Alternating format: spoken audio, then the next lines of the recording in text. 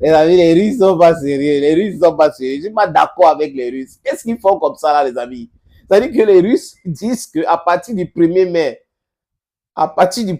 ils vont exposer les chars saisis sur le champ de bataille entre les mains des Ukrainiennes. Les chars Léopard 2. Léopard 2, c'est des chars vraiment futifs. Allemagne, hein, c'est des meilleurs. Même les armes suédois, norvégiennes et tout ça là. Les gars vont exposer. Hein. Les chars Abrams seront exposés à Moscou. Je comprends pourquoi les Américains ont demandé qu'on retire les autres chars Abrams sur le terrain. Et ils ont commencé à accuser les Ukrainiennes que c'est vous le problème. Un problème tactique, un problème ceci. Quand vous avez les brigades mécanisées, les amis, et que vous dites que vous êtes les meilleurs au monde, vous avez les meilleures armes, n'est-ce pas, vous pouvez régler le problème sans toutefois blâmer les gens. They are in the blame game now, friends. They are doing the blame game. C'est généralement comme ça parce que ça les dépasse aujourd'hui. Ah oui, oui, oui, oui. Ça les dépasse. La guerre, ce n'est pas bon, ce n'est pas bon. Surtout quand vous faites la guerre avec la mauvaise personne, c'est très difficile pour vous. Ah oui, oui, la guerre, ce n'est pas bon, ce n'est pas bon. Vous faites la guerre avec qui? La Russie? Avec un stratège comme Vladimir Poutine? Non, non, non, vous avez des problèmes. Vous avez des problèmes. Au lieu de négocier, vous dites que vous allez affaiblir la Russie. Oh, donc vous vous préparez à affaiblir la Russie. Et les Russes devaient vous regarder dans les yeux en disant, ok, oui, venez nous affaiblir. Oui, c'est l'Occident, vraiment, vous êtes tellement fort. Oh, oh. Tout ce que vous faites là, oui, on accepte seulement. Donc, implantez ça ici, les missiles nucléaires. Allez là-bas, prenez tous les pays, mettez dans l'OTAN, encerclez-nous, faites la guerre contre nous. Oui, oui, nous allons nous plier.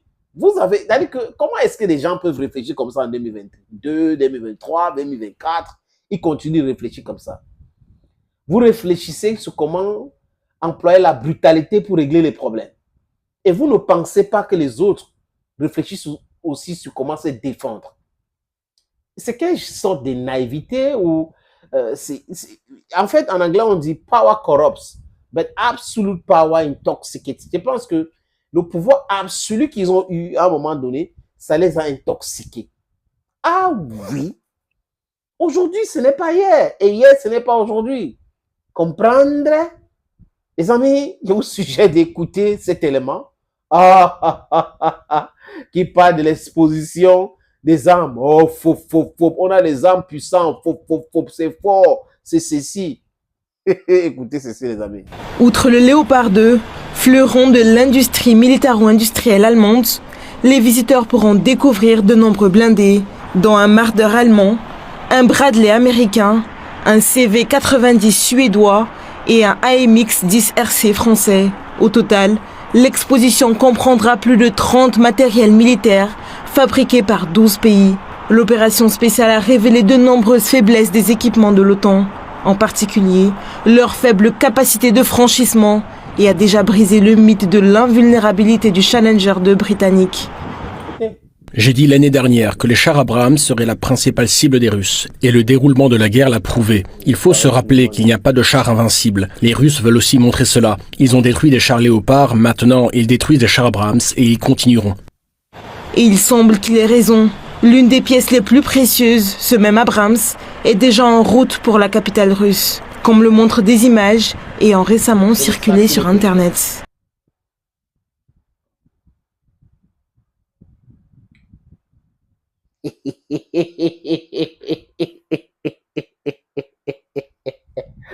Ah, les amis, ils